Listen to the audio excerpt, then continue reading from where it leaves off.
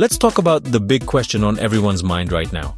Will Trump's sanctions strategy actually work in stopping Russia? And could it really push toward peace in Ukraine?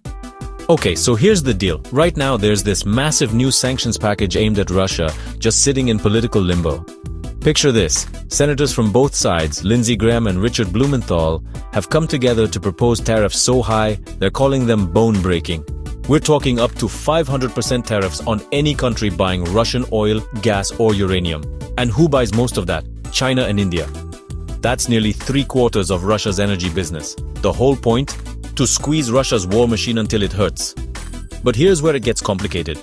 President Trump is holding back on giving the green light. Why? He's pushing hard for peace talks between Ukraine and Russia. Trump's even gotten publicly frustrated with Putin, wondering out loud what happened to his old negotiating partner. Just last week, the latest round of peace talks in Istanbul ended without a ceasefire. Ukraine's President Zelensky is refusing Putin's demands for major territorial concessions. Basically, Putin wants a big chunk of Ukraine in exchange for peace, and Ukraine says no way. Meanwhile, a lot of lawmakers in Congress are getting impatient. 82 senators are backing these tough new sanctions, and even the House Speaker is on board. They want action now, especially after a recent successful Ukrainian drone strike and fears that Russia might hit back hard. Senators like Graham and Blumenthal are pushing to get these sanctions in place before the G7 summit in Italy next week, hoping it'll send a strong signal, not just to Russia, but to China too. But here's where it gets messy. Trump's team and Senate leaders are working behind the scenes to make sure the sanctions don't mess up Trump's shot at brokering a peace deal. They want him to have room to negotiate. Some senators actually think the threat of these punishing sanctions could make Trump's hand stronger at the bargaining table. If Russia sees what's coming, maybe they'll blink first. Or maybe, just maybe, the sanctions go into effect and devastate the Russian economy. Unless, of course, there's a ceasefire.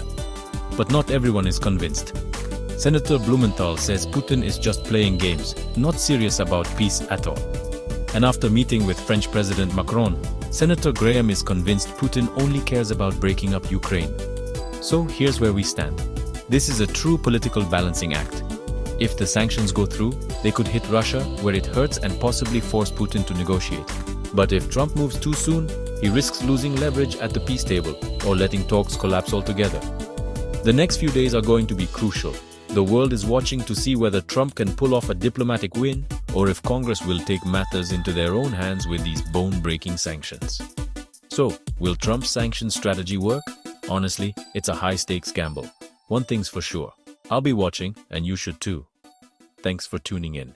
If you want more updates on this evolving story, don't forget to hit subscribe and stay alert for the next chapter.